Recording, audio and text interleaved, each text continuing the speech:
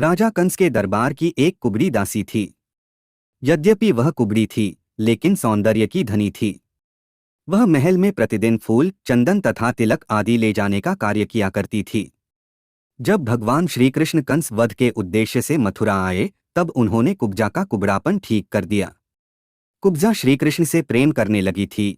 भगवान ने उसे अपना कार्य सिद्ध हो जाने के बाद उसके घर आने का विश्वास दिलाया और उसे विदा किया। कालांतर में कृष्ण ने उद्धव के साथ कुब्जा का आतिथ्य स्वीकार किया, कुब्जा के साथ प्रेम क्रीड़ा भी की।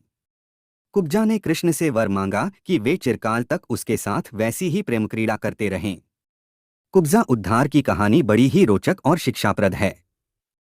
कंस की नगरी मथुरा में कुब्जा नाम की स्त्री थी, जो कंस के लिए चंदन, तिलक तथा फूल इत्यादि को इकट्ठा किया करती थी। कंस भी उसकी सेवा से बहुत प्रसन्न था। जब भगवान श्रीकृष्ण कंस वध के उद्देश्य से मथुरा में आए, तब कंस से मुलाकात से पहले उनका सामना कुब्जा से होता है। बहुत ही कम लोग थे जो कुब्जा को जानते थे। उसका नाम कुब्जा इसलिए पड़ा था क्योंकि वह कुबड़ी थी।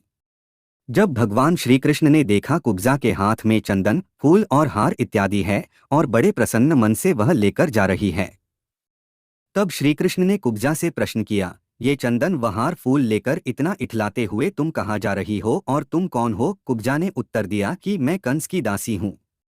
कुबड़ी होने के कारण ही सब मुझको कुब्जा कहकर ही पुकारते हैं और अब तो मेरा नाम ही कुब्जा पड़ गया है। मैं ये चंदन, फूल, हार इत्यादि लेकर प्रतिदिन महाराज कंस के पास जाती हूँ और उन्हें ये सामग्री प्रदान करती हूँ।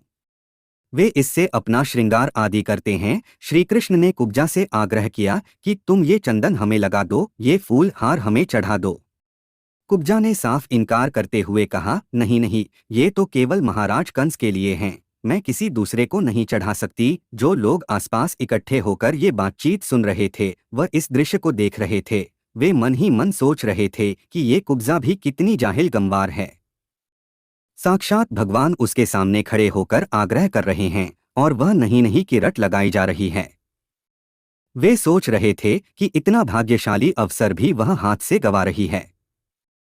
बहुत कम लोगों के जीवन में ऐसा अवसर आता है। जो फूल, माला व चंदन ईश्वर को चढ़ाना चाहिए, वह उसे न चढ़ाकर वह पापी कंस को चढ़ा रही है। भगवान श्री कृष्ण के बार बार आग्रह करने और उनकी लीला के प्रभाव से कुब्जा उनका श्रृंगार करने के लिए तैयार हो गई, परंतु कुबड़ी होने के कारण वह प्रभु के माथे पर तिलक नहीं लगा पा रही थी। श्री कृष्ण उसके पैरों के दोनों पंजों को अपने पैरों से दबाकर हाथ ऊपर उठवाकर ठोड़ी को ऊपर उठाया। इस प्रकार कुब्जा का कुबड़ापन ठीक हो गया। अब वह श्री कृष्ण के माथे पर चंदन का टीका लगा सकी। कुब्जा के बहुत आमंत्रित करने पर कृष्ण ने उसके घर जाने का वचन देकर उसे विदा किया। कालांतर में कृष्ण ने उद्धव के साथ कुब्जा का आतिथ्य स्वीकार किया। कुब्जा के साथ प्रेम क्रीड़ाएं भी कीं। कुब्जा ने कृष्ण से वर मांगा कि वे चिरकाल तक उसके साथ वैसी ही प्रेम क्रीड़ा करते रहें।